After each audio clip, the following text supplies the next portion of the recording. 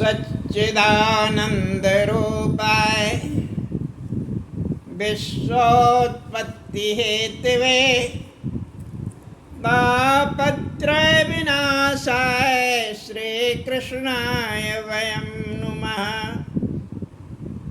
अखंडमंडलाकारं व्याप्तेन चराचरं तत्पदं दर्शितं येन तस्मै श्रीगुरुवे नमः।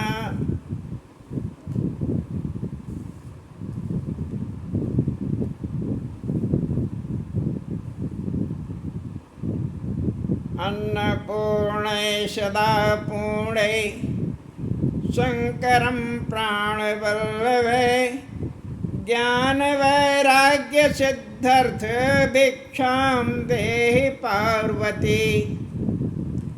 ब्रह्मार्पणं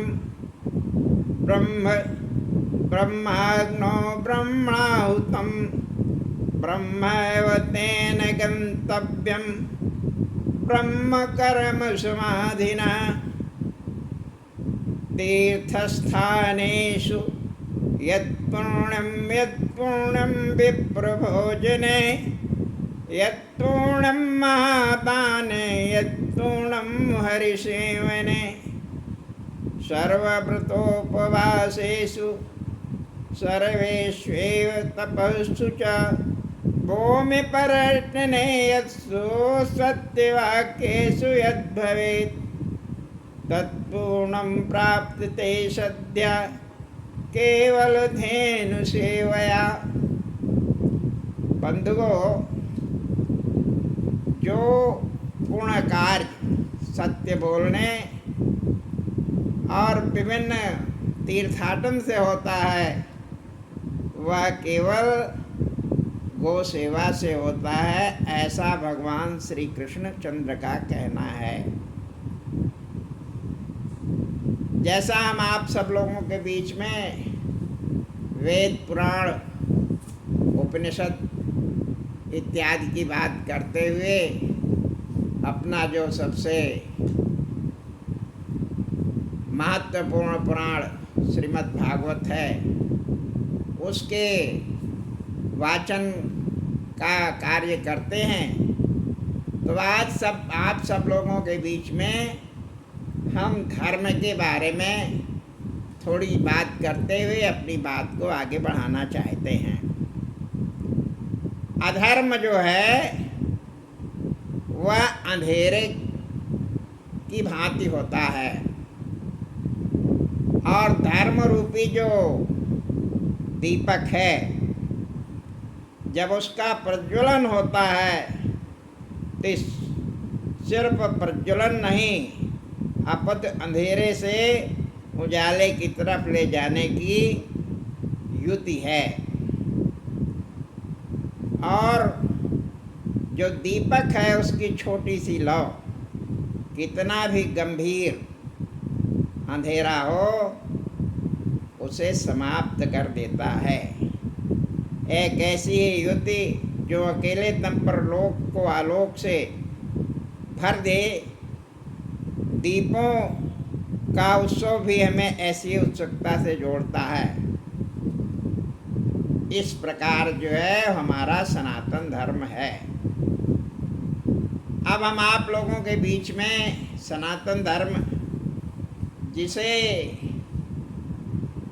आधुनिक काल में हिंदू धर्म भी कहते हैं, इसके विषय में जो आधुनिक विद्वान हैं जो बात करते हैं उसको हम आप लोगों के समक्ष रखना चाहते हैं। उसके पश्चात हम श्रीमद् भागवत का पाठ आप लोगों के बीच में करेंगे।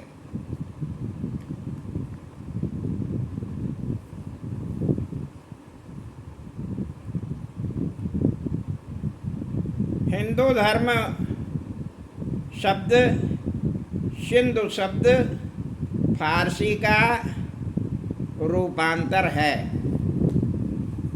ये जो हिंदू शब्द है, जो लोग फारसी शब्द में सिंधु को सिंधु बोलते हैं, उनके मुख से जो उच्चारण होता है वह हिंदू का होता है। तो सिंधु नदी जो है पहले जो है वो फारस की सीमा, ये जो आज का फारस है उसकी सीमा के अंतर्गत आता था। उसके विषय में बात को आगे बढ़ाते हुए हिंदू शब्द 6वीं शताब्दी में व्यवहार में आया,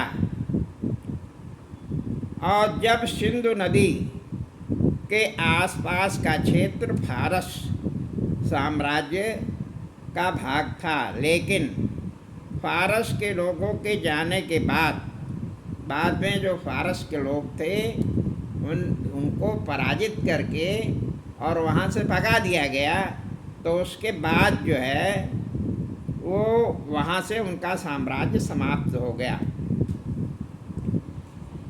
फारस साम्राज्य का भाग था, लेकिन फारस के लोगों के जाने के बाद भारत में इस शब्द का प्रयोग समाप्त हो गया। शताब्दियों बाद पश्चिमोत्तर में जब मुस्लिम आक्रमणकारी के साथ यहाँ आए तब यह नाम पुनः भारत में आया। उस समय हिंदू शब्द का अर्थ केवल भारतीय था। उस समय इसमें धर्म का कोई लक्ष्यार्थ नहीं था। बाद में मुगल शासकों के काल में इस शब्द के धार्मिक पुट आया, और ब्रिटिश काल के दौरान इस शब्द को केवल उन लोगों के लिए इस्तेमाल किया जाने लगा जो भारत में प्राचीन काल से चले आ रहे थे, धर्म के अनुयायी थे। हिंदू धर्म का आधार आर्यों के 4 वेद से है। वेद शब्द विद से निकला है, जिसका अर्थ जानना या ज्ञान होता है। वेदों की श्रुति, वेदों को श्रुति कहा जाता है। रूढ़िवादी हिंदू वेदों को अनादि मानते हैं। बहुत से अन्य हिंदुओं का कहना है कि प्राचीन काल में ऋषियों ने वेदों का ज्ञान किया था।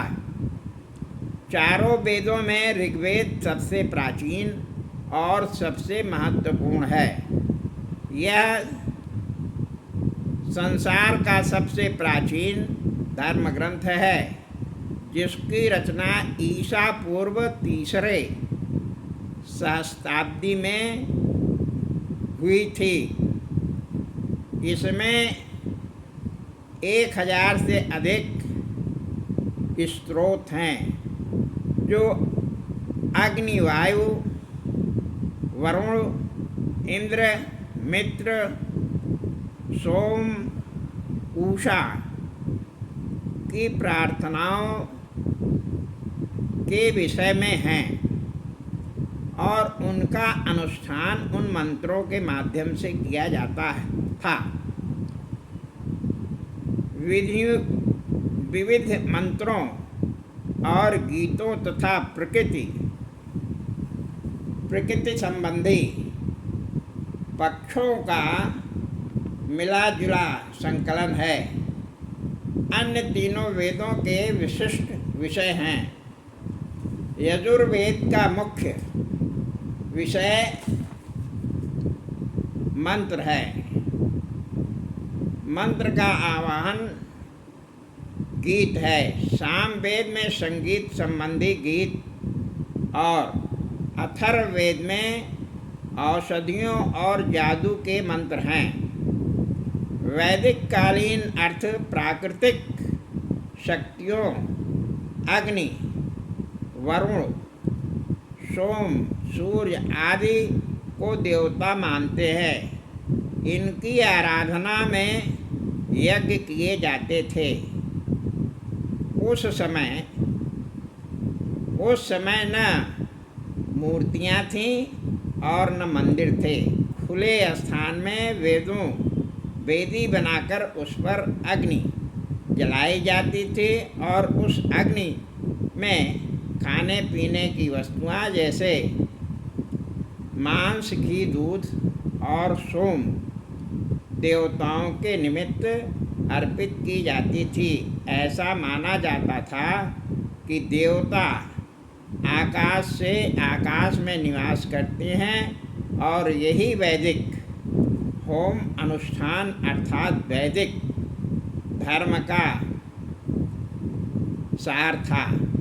ऐसा माना जाता है कि वैदिक काल में मूर्ति पूजा नहीं थी, केवल यज्ञों के माध्यम से देवताओं का आवाहन किया जाता था और उन्हें समिधा सामग्री यज्ञ के रूप में प्रदान की जाती थी। आर्य जब भारत में आए उसे उच्च कोटि की सभ्यता वाले लोग सिंधु घाटी की नगर सभ्यता के निर्माताओं अर्थात द्रविड़ों से टक्कर लेनी पड़ी। ऐसा आधुनिक विद्वान मानते हैं कि जब आर्य आए तो उनकी प्रतिद्वंदिता यहाँ पर जो सिंधु घाटी की सभ्यता थी जो द्रविड़ों द्वारा बसाई गई थी, ऐसा माना जाता है। विद्वान लोग कहते हैं उनसे जो है वो आर्यों का आपस में प्रतिद्वंदिता हुई। आर्यों ने द्रविड़ों को हरा दिया और संभवतः उन्हें गुलाम बना लिया, ऐसा विद्वानों का कहना है, आधुनिक विद्वानों का। और उन विद्वानों के बारे में हम कोई टिप्पणी नहीं करना चाहते। आर्य युद्ध में भले ही अधिक प्रवीण थे, किंतु सभ्यता में वे द्रविड़ों के बराबर नहीं थे। कालांतर में आर्य भारत के पूर्व निवासियों को उच्चतर सभ्यता के प्रभाव में आ गए और उन्होंने उसे अपना लिया। ऐसा कहते हैं कि जो आर्य थे वो द्रविड़ों के साथ उनका सामंजस्य स्थापित हो गया। लोकप्रिय हिंदू धर्म का मुख्य आधार उत्तर वैदिक कालीन साहित्य है, जिसमें पुराण माने पुरानी कहानियाँ और महाकाव्य सम्मिलित है। पुराण 18 है, जिनके नाम हैं मत्स्य पुराण, मार्कंडेय पुराण, भागवत पुराण, भविष्य पुराण, ब्रह्म पुराण, ब्रह्मांड पुराण, ब्रह्मवैवर्त पुराण, वायु पुराण, विष्णु पुराण, गरुड़ पुराण, राहु पुराण, वामन पुराण इत्यादि। इस पुराण लिंग पुराण, गरुड़ पुराण, कूर्म पुराण, स्कंद पुराण, अनेक उपपुराण भी हैं। कुछ पुराण इससे पूर्व के माने जाते हैं, लेकिन अनेक पुराण 3री और 7वीं शताब्दी के बीच लिखे गए माने जाते हैं।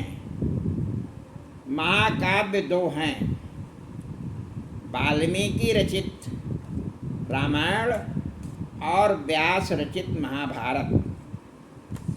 लेकिन इन दोनों महाकाव्यों को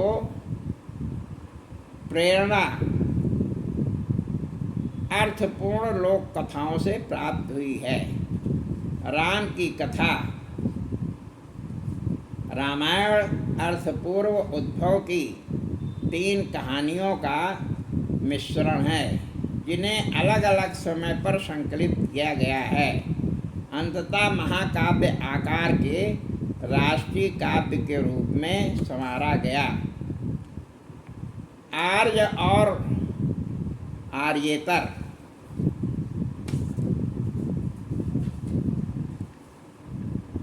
दोनों प्रकार के पौराणिक कहानियाँ सम्मिलित हैं और इन्हें ब्राह्मणों के मार्गदर्शन में संगठित मिश्रित नस्लों के लोगों वाले नवीन हिंदू राष्ट्र के राष्ट्रीय काव्य के रूप में तैयार किया गया। कालांतर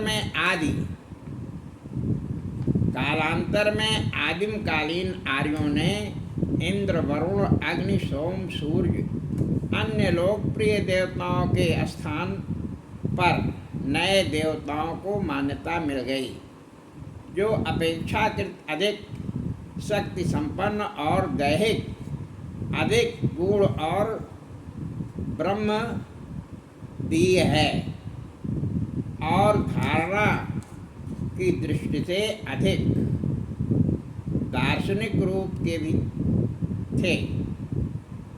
हिंदू धर्म के पौराणिक देवता शिव, उमा और श्री विष्णु में शिव और उमा अर्थपूर्ण निवासियों के देवता थे। विष्णु आंशिक रूप से आर्यों के देवता सूर्य के रूप में और आंशिक रूप से द्रविड़ों के देवता थे। ऐसा माना जाता है कि द्रविड़ और आर्य दोनों सूर्य नारायण की पूजा करते थे और दोनों जो है सूर्य को अपना ईश्वर मानते थे। आर्यों की देवी श्री लक्ष्मी यूरोपीय देवी सौरिस की प्रतिरूप हैं। ऐसा कहा जाता है कि जो विष्णु पत्नी लक्ष्मी हैं वह यूरोपीय जो लोग हैं उनकी जो देवी हैं सौरिस नाम की देवी हैं, वो दोनों एक ही हैं।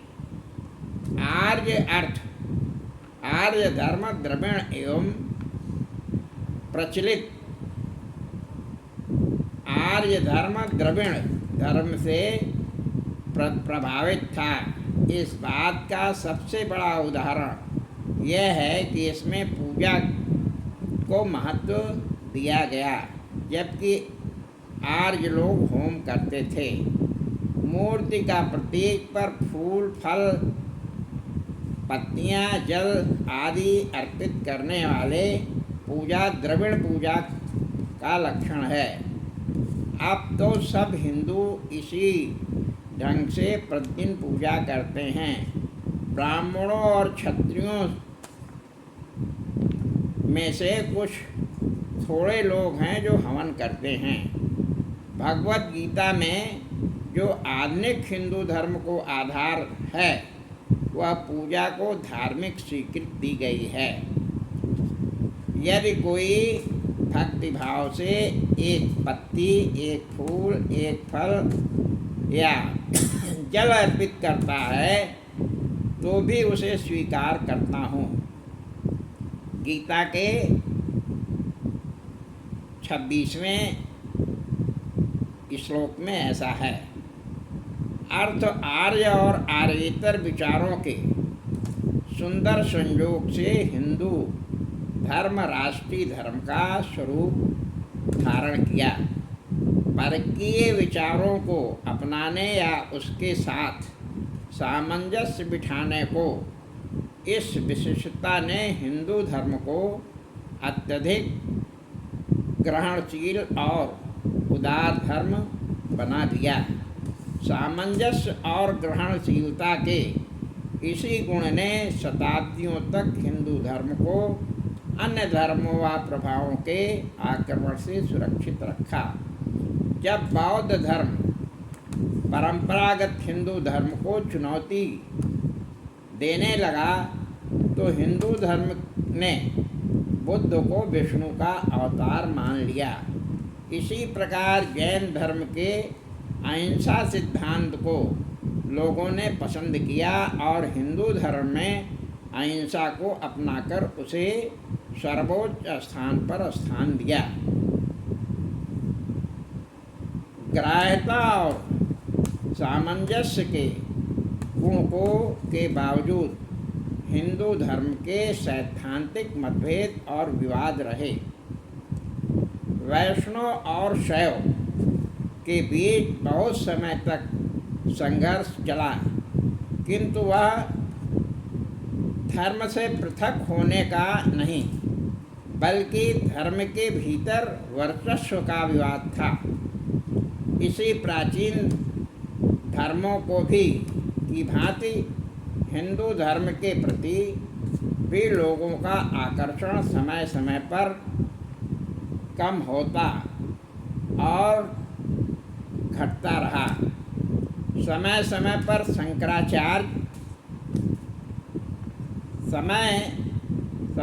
शंकराचार्य 8वीं शताब्दी, रामानुजाचार्य 12वीं शताब्दी, माधवाचार्य 13वीं शताब्दी जैसे मनीषी, राजनीतिक और सुधारक पैदा होते रहे, जिन्होंने हिंदू दर्शन की पुनर्व्याख्या प्रस्तुत करके और समय की आवश्यकता के अनुरूप हिंदू परिपाटियों में सुधार करके धर्म को पुनः स्थापना ही नहीं की, बल्कि धर्म विरोधी और धर्म में फूट पैदा करने वाले प्रवृत्तियों को रोका।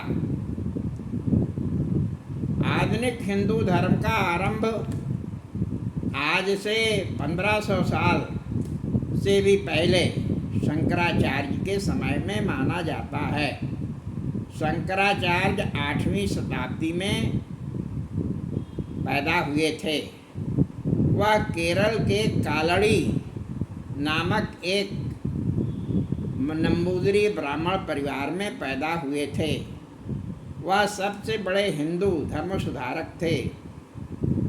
32 वर्ष की अल्पायु में उनकी मृत्यु हो गई, किंतु मृत्यु से पूर्व 3 बार उन्होंने भारतवर्ष का भ्रमण किया और विद्वानों में वाद विवाद करके अद्वैतवाद के सिद्धांत की स्थापना की। वह महान विचारक ही नहीं, बल्कि उच्च कोटि के संगठनकर्ता भी थे। उनके संगठनात्मक उत्साह के सर्वाधिक टिकाऊ स्मारकों में उनके द्वारा स्थापित विख्यात मठ है कर्नाटक का श्रृंगेरी मठ, गुजरात में द्वारिका में, उड़ीसा की पुरी में और हिमालय की बर्फीली चोटियों पर बद्रीनाथ में। उन्होंने हिंदू धर्म के अनेक कुरीतियों से मुक्त कराया। प्राचीन काल में शाक्त संप्रदाय के साथ देवी पूजा जुड़ी हुई थी। यह संप्रदाय 5 मकारों अर्थात मत्स्य माने मांस, मद्य, शराब, मुद्रा, नृत्य और मैथुन में विश्वास करता था। शंकराचार्य ने इस संप्रदाय को सुधारा, इसकी मूल प्रतिष्ठा पुनः स्थापित की। इसी प्रकार कहा जाता है कि उन्होंने कपालिकों को भी सुधारा। कपालिक भैरव देवता को प्रसन्न करने के लिए मानव बलि दिया करते थे। इस प्रकार शंकराचार्य ने हिंदू धर्म को पुनः ऊर्जित किया और उसे नया दर्शन, नया स्वरूप प्रदान किया। अगले महान सुधारक रामानुजाचार्य 12वीं शताब्दी में पैदा हुए थे। उनका जन्म तमिलनाडु के श्री पेरुम्बदूर में हुआ था। उन्होंने शंकराचार्य जी के अद्वैतवाद में संशोधन किया और एक नए दर्शन विशिष्टाद्वैत की शिक्षा दी। रामानुजाचार्य ने कर्म मार्ग अर्थात वैदिक अनुष्ठान करके मुक्ति प्राप्त करने के मार्ग के स्थान पर भक्ति मार्ग अर्थात दयालु भगवान के प्रति भक्ति के माध्यम से मुक्ति प्राप्त करने पर जोर दिया। तीसरे महान सुधारक माधवाचार्य का जन्म 1238 में कर्नाटक के उडुपी नामक स्थान पर हुआ था। वह द्वैत दर्शन के महान प्रचारक थे। इन सभी सुधारकों ने भगवान के प्रति भक्ति पर जोर दिया। दक्षिण भारत में इस त्रिमूर्ति ने हिंदू धर्म के पुनरुद्धार का जो कार्य आरंभ किया, शेष भारत में उसके स्रोत जैसे प्रयाग में रामानंद, बनारस में वल्लभाचार्य, महाराष्ट्र में नामदेव वह किसी नीची जात से संबंधित थे, ऐसा कहा जाता है। राजस्थान में मीराबाई और महाराष्ट्र में एकनाथ, तुकाराम और रामदास,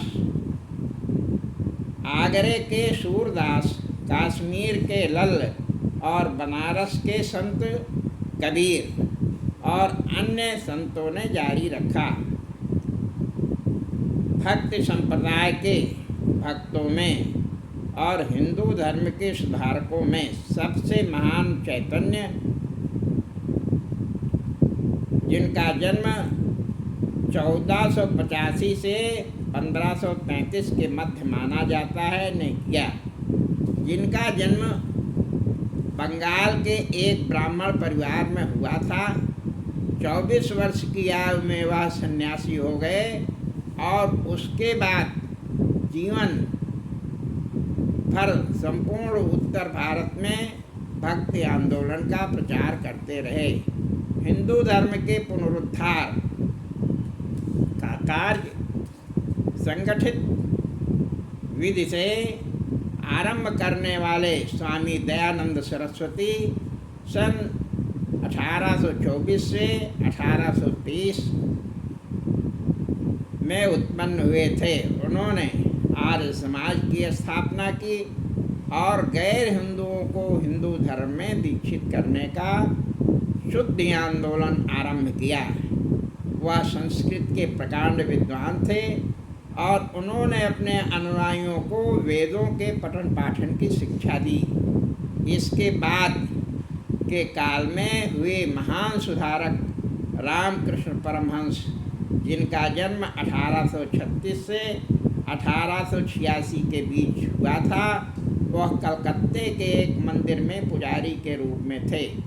उन्हें भारतीय या पाश्चात्य ढंग की कोई शिक्षा नहीं मिली थी, किंतु वह बड़े धार्मिक व्यक्ति थे और वह सब धर्मों के अंतर्निहित सत्य में विश्वास करते थे।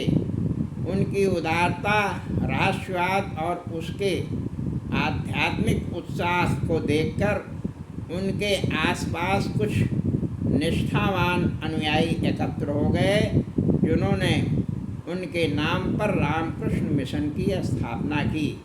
रामकृष्ण मिशन के सर्वाधिक विख्यात नेता नरेंद्रनाथ ने अंग्रेजी शिक्षा पाई थी और वह परमहंस के शिष्य थे।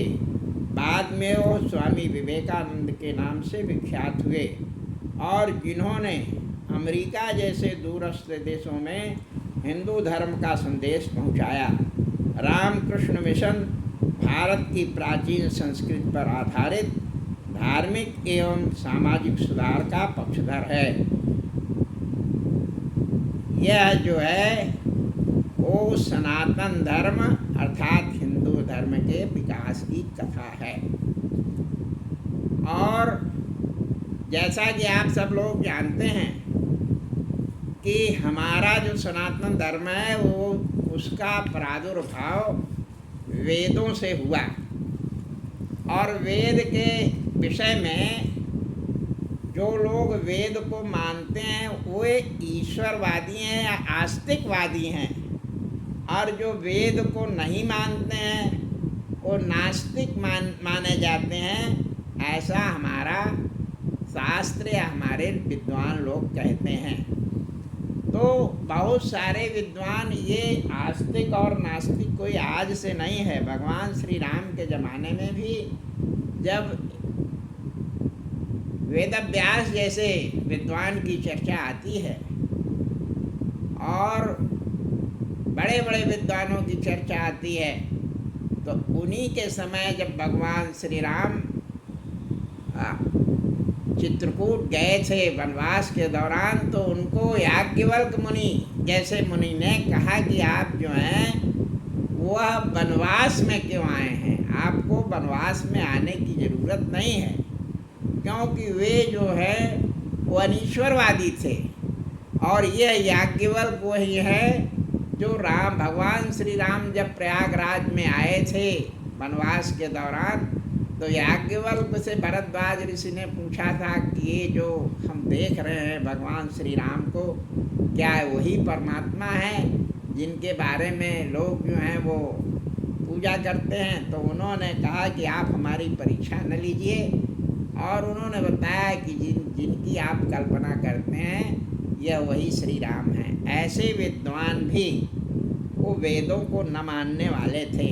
चारुवाक का नाम आपने सुना है कि यावत जीवेत घृतम पिबेत, इस तरह की उनकी बात है कि ऋणम कृत्वा घृतम पिबेत, और दोबारा जन्म इस संसार में होगा कि नहीं होगा, इस तरह की बातें आती हैं।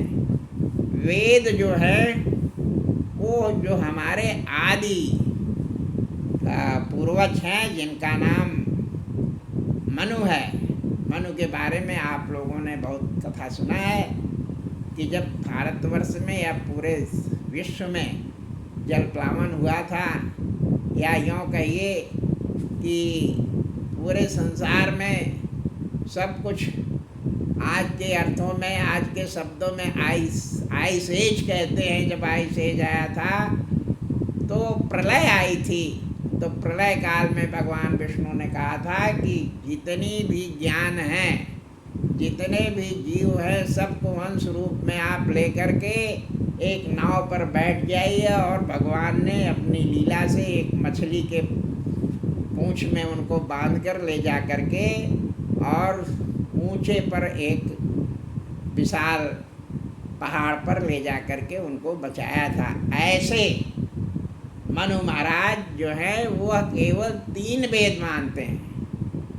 आगे इस विषय को हम अगले वीडियो में रखेंगे कि किस प्रकार से जो हमारे आधुनिक विद्वान हैं वो ये कहते हैं कि ये जो वेद में वेदव्यास जी हैं, ये वेदव्यास जी जो हैं वो उनका समय निर्धारित करते हैं। लेकिन आधुनिक विद्वानों की बात मान ली जाए तो हमारे जो शास्त्रों में, पुराणों में सारी बातें आई हैं कि कितने हजार साल पहले सतयुग आया था, उसके बाद त्रेता युग आया था, उसके बाद द्वापर आया था, और फिर जो कलयुग है, आज कहते हैं कि अष्टाविंशति में कलयुगे कलि प्रथम चरणे, और कलयुग में भी कहते हैं कि यह कौन सा मनवंतर है। ये जो कई मनवंतर कलयुग में बीत गए हैं, 28 मनवंतर बीत गए हैं, ऐसा हमारा शास्त्र और हमारा जो संकल्प होता है उसमें माना जाता है। लेकिन अब आधुनिक विद्वान, आधुनिक जो विद्वान हैं वो अपने ढंग से इसकी व्याख्या करते हैं। तो विवाद करने की कोई आवश्यकता हमारे सनातन धर्म में न कभी रही न हो सकती है। इस बात को हमारे आधुनिक विद्वान भी मानते हैं कि विवाद न करना ही हमारा जो है वो सनातन धर्म की का मूल शक्ति है। और इसी शक्ति के नाते सनातन जो है बिना किसी संघर्ष से आगे जो है बढ़ता जा रहा है, और आने वाले दिनों में विश्व गुरु के स्वरूप में या पूरे दुनिया में मार्ग दिखाने के लिए एकमेव रहेगा। बाकी जितने भी धर्म हैं, तथाकथित धर्म, उनको हम धर्म मानते ही नहीं। वे तो जो है वो ऐसा विद्वानों का कहना है, मैं कहूँ या न कहूँ, विद्वानों का कहना है कि वे जो हैं वो धर्म नहीं हैं, वे जो हैं वो पंथ हैं।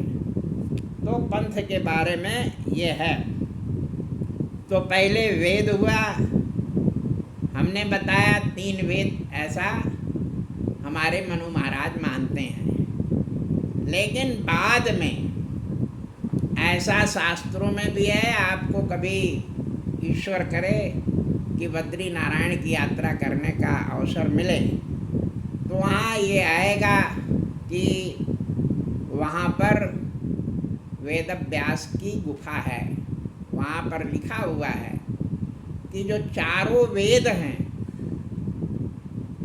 इसको अलग अलग करने का काम वेद व्यास ने किया।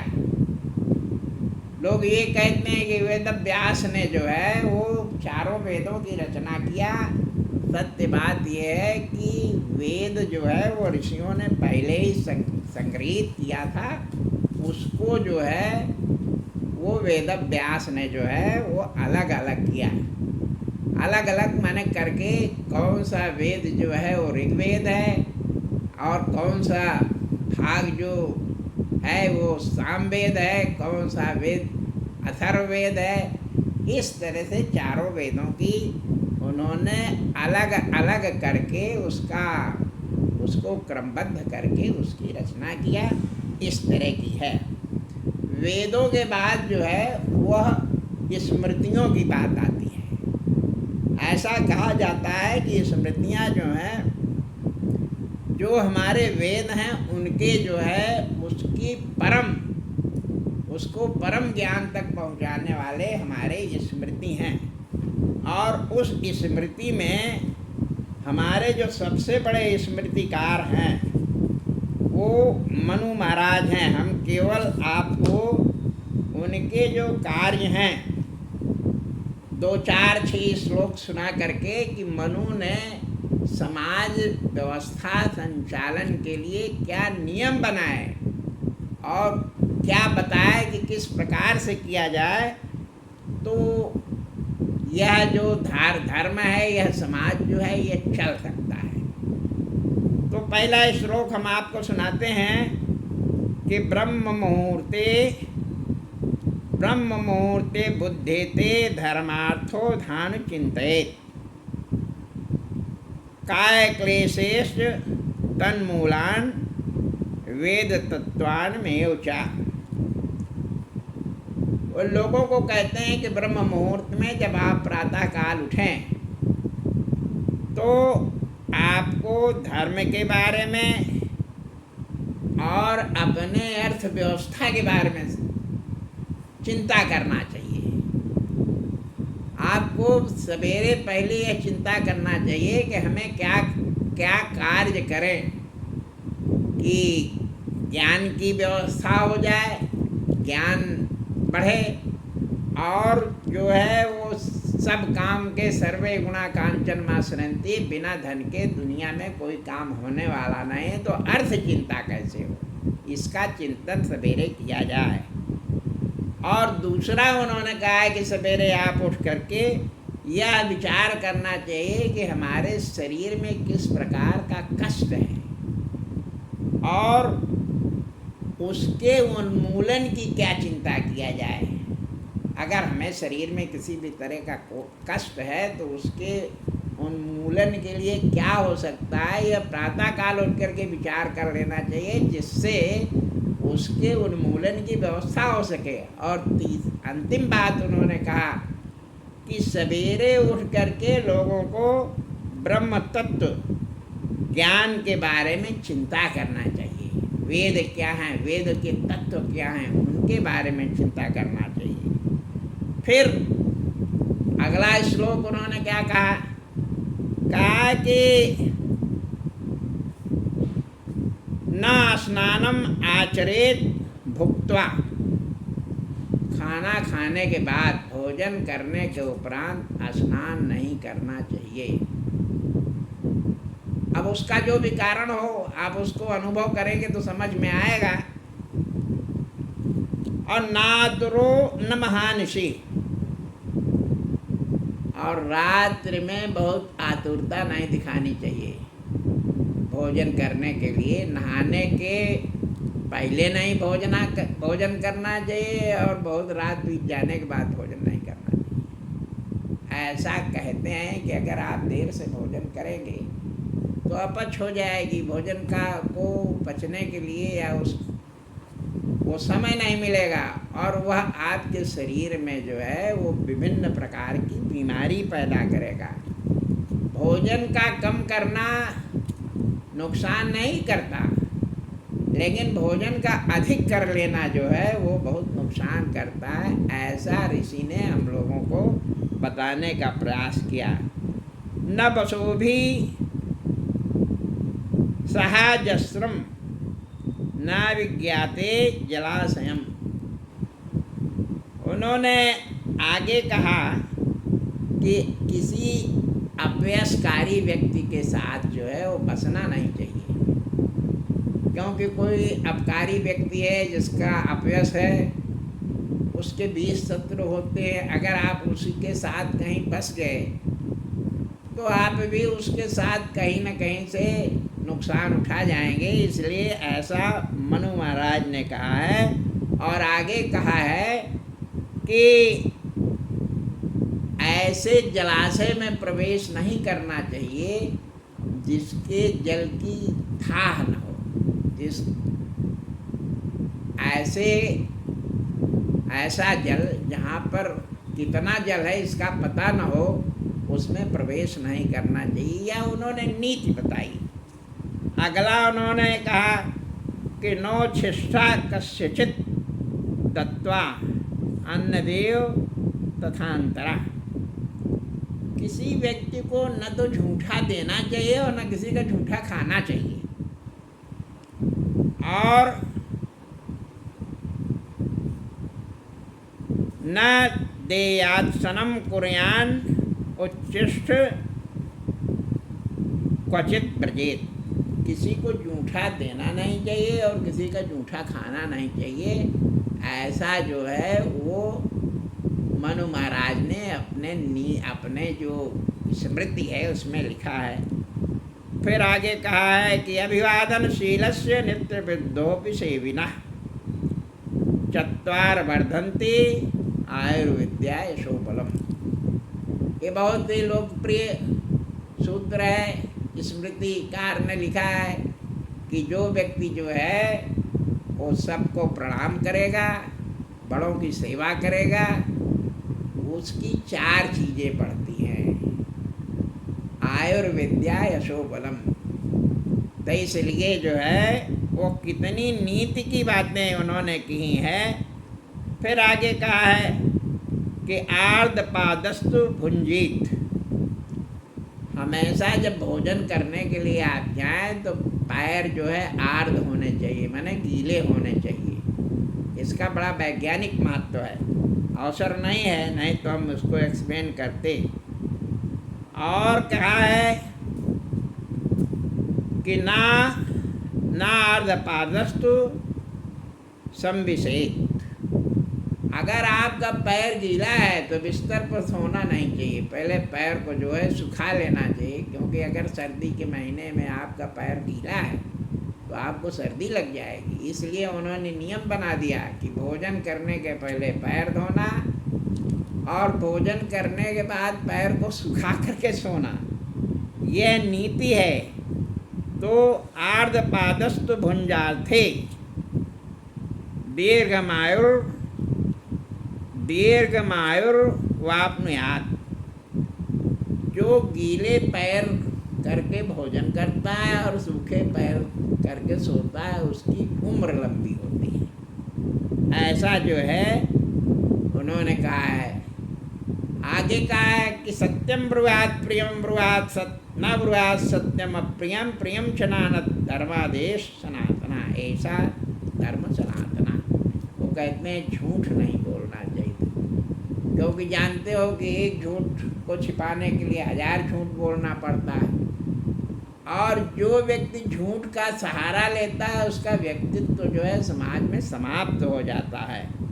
यह इस तरह के महत्वपूर्ण जो हैं वो स्मृतियाँ, स्मृतिकारों ने स्मृतियों के बारे में ऐसा कहा जाता है। भारतीय विद्वान ही नहीं विदेशी विद्वान भी ये मानते हैं कि ये जो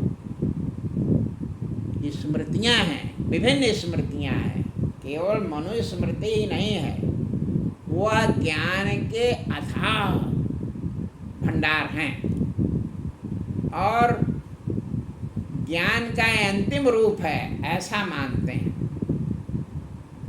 अब ये तो रही स्मृतियाँ,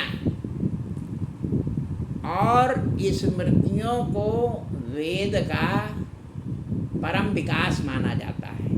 ये जो हमारे जितने वेद हैं उनका जो विस्तृत स्वरूप है, इसको स्मृति मानते हैं, इसीलिए इसको वेदांत भी कहते हैं। और ये कहा जाता है जिसको वेदांत का अध्ययन नहीं हो वह आचार्य नहीं होता, और अगर वह आचार्य नहीं है तो उसको प्रणाम नहीं करना चाहिए। अगर आप उसको प्रणाम करते हैं तो आप जो हैं वो अपयश के भागीदार बनते हैं, उसका आपको पाप लगता है। ऐसा वेदांत के बारे में है। अब वेदांत के बाद पुराण आए हैं। कल हम आपके सामने बात रखेंगे कि हम आधुनिक विद्वान क्या कह रहे हैं। उनका तो कहना ये है कि पुराण बहुत बाद में लिखे गए हैं, और पुराण जो है वह लोक भाषा में लिखे गए हैं। संस्कृत में तो लिखे ही गए हैं सामान्य जन को वेदों को समझाने के लिए कि वेद क्या हैं।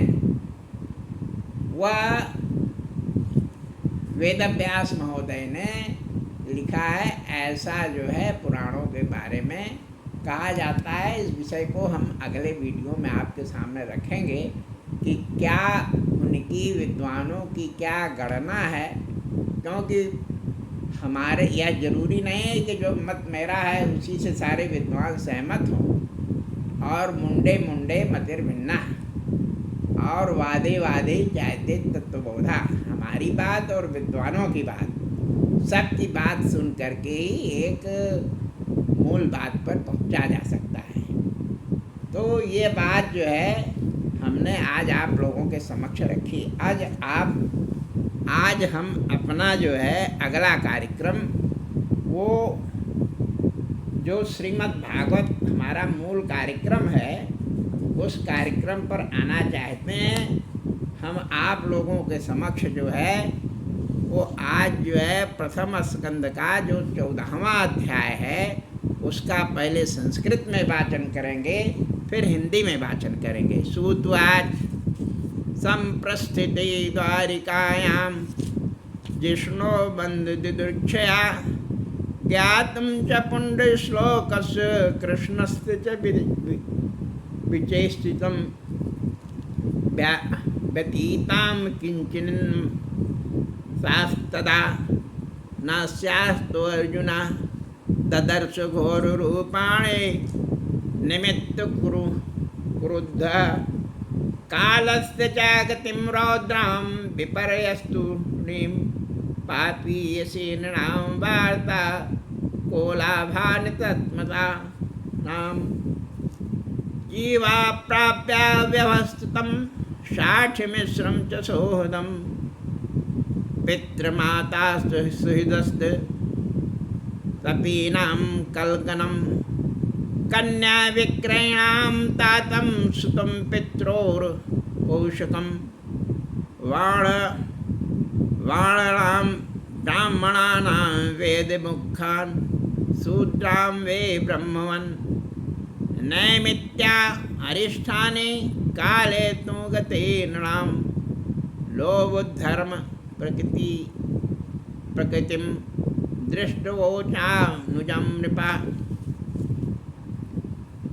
सूत जी ने कहा कि हे मुनियों, अपने बंधुओं को देखने के लिए तथा पूर्ण लोक भगवान श्री कृष्ण का अभिप्राय जानने के लिए द्वारकापुरी में अर्जुन के चले जाने पर कितने ही 7 महीने व्यतीत हो गए, और जब वहाँ से अर्जुन वापस नहीं आए तब युधिष्ठिर ने अप्रिय करने वाले भयंकर उत्पात देखे।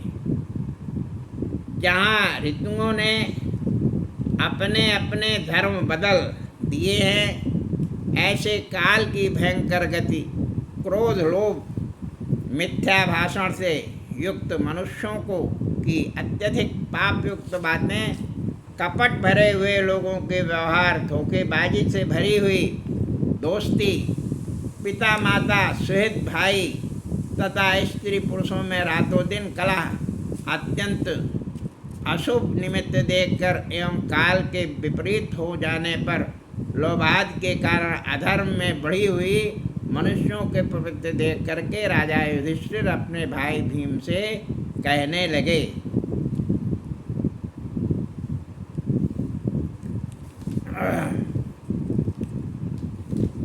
युधिष्ठिर ने कहा, संप्रेषितो द्वारिकायां जिष्णु बंधु दीक्षया ज्ञातुम तुम पूर्ण श्लोकस्य कृष्णस्य च विचेषितम् गतां सप्ताधुना मासा भीमसेना तवानुजा नायाति कस्वा एतन्नाहं वेदो मंजसा अपि देवशृणा अदिष्टं सकालो अस्मिंजिस्ता यथा यदा अस्मानो अंग कीणं भगवान् सिंचति यन्माता संपदो राज्यं दारा प्राणा कुल प्रजा आसन सत्न विजयो लोकाश्यद गृहात् पश्योत्पादन व्याघ दिव्यान भवमान सदेहिकान दारुणान संसतो दूरान भयम नो बुद्धिमोहन ऊर्जा शिवा बहवो मास पुण्य पुनः पुनः बेपुश्चापि हृदय आराध्यास्ति प्रियम। युधिष्ठिर ने कहा कि हे भीमसेन, बंधुओं को देखने के लिए तथा पूर्ण श्लोक श्री कृष्ण के अभिप्राय जानने के लिए मैंने अर्जुन को द्वारिका भेजा है। हे भीमसेन, अब तक 7 महीने गुजर गए लेकिन तुम्हारा भाई वापस नहीं आया। यह बात मेरी समझ में नहीं आती। क्या देवर्षि नारद द्वारा बतलाया गया वह काल आ गया है, जबकि क्रीड़ा के साधन अपने अंग का त्याग करने की चाह भगवान करेंगे? क्योंकि भगवान श्री कृष्ण के कारण ये संपदों, यह सारा राज्य, ये सब स्त्रियाँ, हम सब लोगों के प्राण, यह कुल और सारी प्रजा हमें प्राप्त हुई थी। हे भीमसेन, जिसकी दया से शत्रुओं के ऊपर हमने विजय पाई थे और सर्वाधिक उत्तम लोग जिनके अनुग्रह से हमारे अधीन हो चुके हैं थे, उन भगवान के वियोग के बिना यह अनिष्ट हमें दिखाई देगा। मनुष्यों में व्याघ सरीखे भीमसेन इस दारुण दिव्य और भौम देहिक उत्पातों को तो देखो, जो हमारी बुद्धि में मोह पैदा कर देने वाले निकट भविष्य में आने वाले भय को बतला रहे हैं। हे भीम, मेरी बाईं उरु, आँख और भुजा बार बार फड़क रही है तथा मेरा हृदय काँप रहा है। इसमें मालूम पड़ता है कि ये सब मुझे तुरंत अनिष्ट का फल प्रदान करेंगी।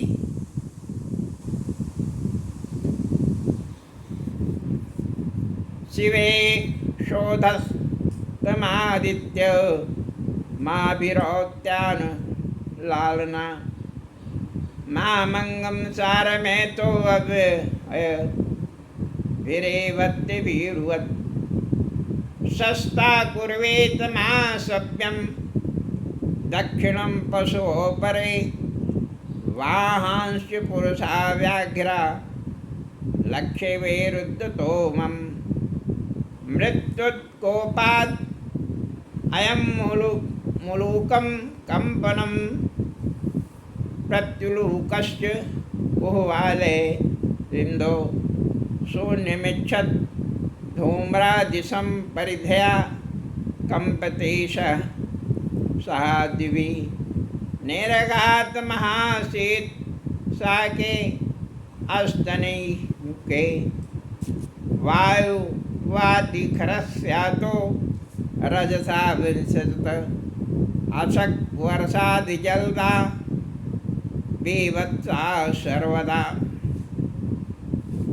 हे भीम देखो, अपने मुंह से आग उगल रही, यह सियारी उदित हो रही है। उदित हो रहे सूर्य की ओर मुंह करके रो रही है। और देखो, यह कुत्ता मुझे देखकर बिना भय के खूब रो रहा है। गाय आदि प्रशस्त पशु मुझे बाईं ओर करके चली जा रही हैं, और गधे आदि मुझे दाहिनी ओर करके चले जा रहे हैं। अर्थात अशुभदायक विपरीत मार्ग से ये सब जा रहे हैं। हे पुरुष व्याघ्र भीम, ये मेरे घोड़े भी मुझे रोते हुए दिख रहे हैं। मृत्यु की सूचना देने वाला यह कबूतर मेरे हृदय को कपाता हुआ क्रूर बोली बोल रहा है। यह उल्लू और कौवा दोनों रात भर जागते हुए अपने कुत्सित शब्दों से इस विश्व को शून्य कर देने वाले इच्छा कर रहे हैं। सब दिशों धूसर हो रही है, चारों ओर दूर तक बिछाई गई कुशों जैसी यज्ञाग्नि को ढक देती है। वैसे ही ये पृथ्वियाँ लोक को आवृत कर रही हैं, ढक रही हैं। पर्वत के साथ साथ सारी पृथ्वी काँप रही है तथा घोर गर्जन के साथ आकाश में बिना बादल के महान वज्रपात हो रहा है। धूल सभी दिशाओं में अंधकार की सृष्टि कर रही है। तीक्ष्ण स्पर्श से युक्त वायु बह रही है, और चारों ओर मेघ विभत्स पदार्थों जैसे खून की वर्षा कर रहे हैं। सूर्यं महत्प्रभं पश्य बृहन्मर्दो मिथो दिवि संकृतिले भूते रे ज्वलितीव रोदसी नद्यो नद्याश्छुविता सारान्विचमानांसि न प्लवति याग्नोरायण कालो अयं किं विद्यासाति न पिबन्ति स्ननं वत्सा न दुहन्ति च मातरा रुद्रया गावो न हृदया व्रजे। हे भीम देखो, सूर्य प्रभाहीन हो गए हैं। आकाश के ग्रहों का परस्पर युद्ध हो रहा है। भीम भगवान रुद्र के अनुचरों से मिश्रित प्राणियों से यह आकाश और पृथ्वी मानो जल रही है। संपूर्ण नदियाँ, नद, तालाब और प्राणियों के मन क्षुभित हो रहे हैं। आग घी से जल नहीं रही है। भीम यह काल क्या करेगा, यह मेरी समझ में नहीं आ रहा है। गायों के बछड़े उनके स्तन नहीं पी रहे हैं।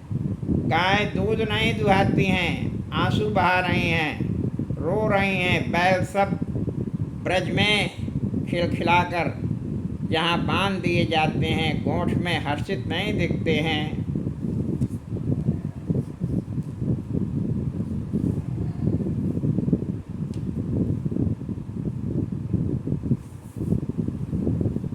देवतान रुदन्तीव श्रुतन्ते स्वेज्जलवन्ति च ये जनपदा ग्रामा पुरोद्यान कालश्रमा भ्रष्टस्त्रियो निरानन्दा किमन्दं दर्शयन्ति मन्ये एते महोपातिने नूने भगवन्त पदे अन्यन पुरुषा श्रीविहीना भूवतु शोभगा इति चिन्तयतस्य दृष्टारिष्टेन चेतसा रागया प्रत्यागमत् ब्रह्मन् युदुपरया कविध्वजा तं पादयो निपतो पतति मयथा पूर्वमातुरम् अधो वादन्ने विष्णुबिन्दून् मुञ्चन नयनोब्जते।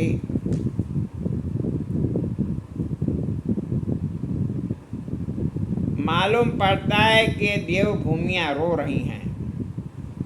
उनके शरीर से पसीना चू रहा है। तथा मालूम पड़ता है कि वे और कहीं जाने की तैयारी में हैं। ये देश, ये गांव, ये नगर, ये उद्यान, ये रत्नों की खाने तथा ये सब ऋषियों के आश्रम श्रीहीन हो गए हैं तथा आनंद से रहित दिख रहे हैं। ये भी मेरी समझ में नहीं आता कि ये सब हमें कौन सा दुख दिखलाएंगे। हे भीम, इन महोत्पातों में यही समझता हूँ कि यह पृथ्वी, वज्र, अंकुश आदि असाधारण चिन्हों से युक्त भगवान श्री कृष्ण के चरणार बिंदों से अब शून्य हो गई है। हे भीम, इसका सौभाग्य नष्ट हो गया है। हे ब्रह्मन, नानाविध अरिष्टों को देख चुके चित्त से यो चिंता कर रहे राजा युधिष्ठिर के निकट अर्जुन द्वारिका से लौट आए। उस समय कमल सी अपने आँखों से आंसुओं की बूंद बहा रहे नीचे की ओर मुँह किए हुए अत्यंत व्याकुल अर्जुन अपने बड़े भाई युधिष्ठिर के चरणों में एकाएक आकर अभूतपूर्व ढंग से गिर पड़े। विलोक्यो दो ग्रहन्त्यो वीक्षाय मनुजं नृपा पृच्छन्ते अस्मन् सुहृन्मन्ये संस्मरन्तेरिता। युधिष्ठिर उवाच कच्चिदान्तनपूर्यां न स्वजना सुखमासते मधुभोजन दहा हात्वा तार्थकर्णव्या शूरो माता महाकच्चित् स्वस्थान्ते वाघमारिथे मातुला सानुजा कश्चित् कुल्यान् कुतुन्दिवी सप्तस्वसारस्पत्नो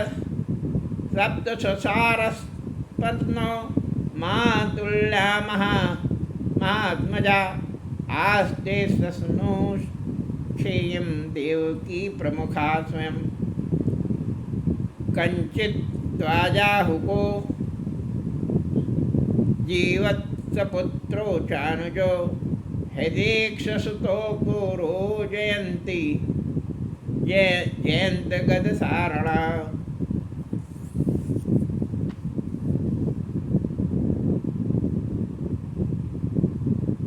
युधिष्ठिर ने कहा कि हे अर्जुन, मधु भोजन, दशा आहार,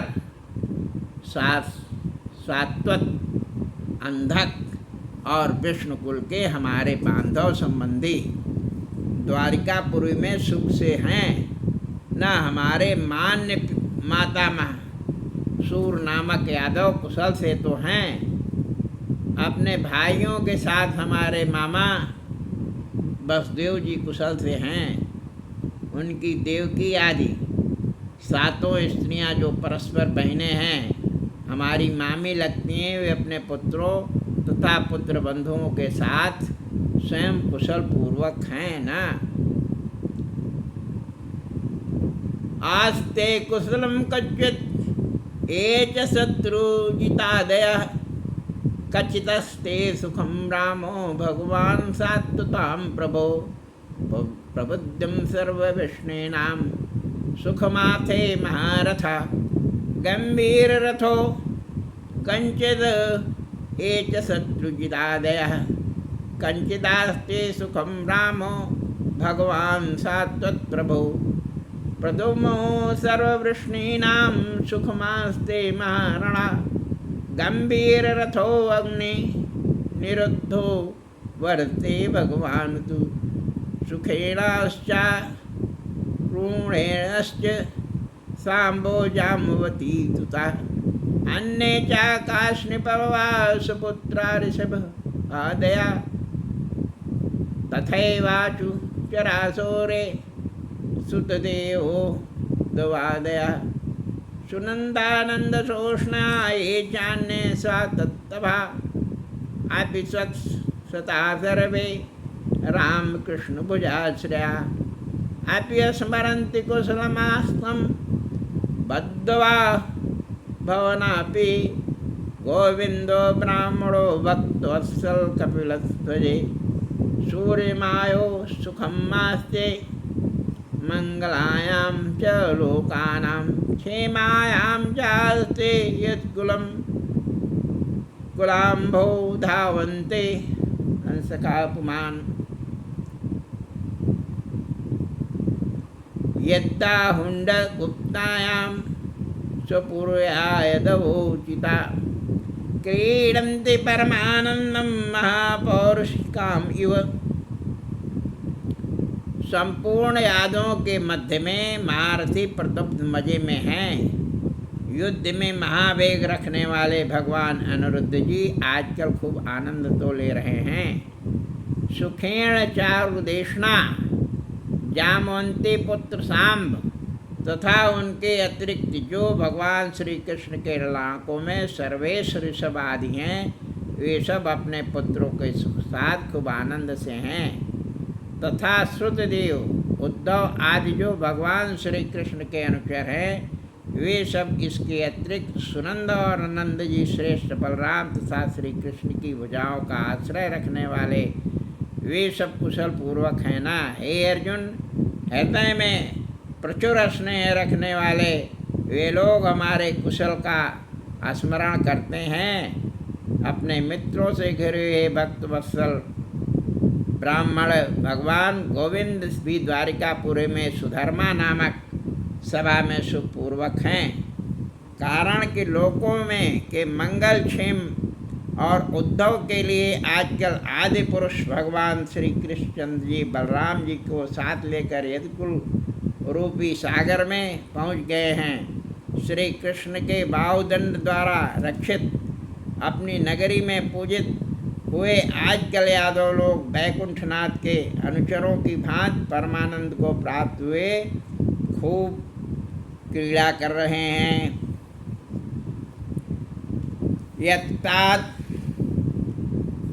यत्पाद शुश्रूषणा मुख्य कर्मणा सत्यादयो दृहष्टसहस्रयोषितः निर्जितस्य शंखं दिदसस्त्याश्यो हरन्ति वर्ज्या यद्यत्पल्लवा मोचिता यद्वाउदण्डा व्योयानुजीवनो यद्प्रवीराः तु भयामहु अधिक्रम विरांगतां बलां सभां सुधर्मां सुरसत्तमोचितां कंचिते अनामयं ताता भ्रष्टतेजसा विभासि में अलब्धवानो अभ्याता किं वा तादचिरोहिता कन्यानि वियतो भावे साध्विरंगमले नदन्तमुक्तिमथया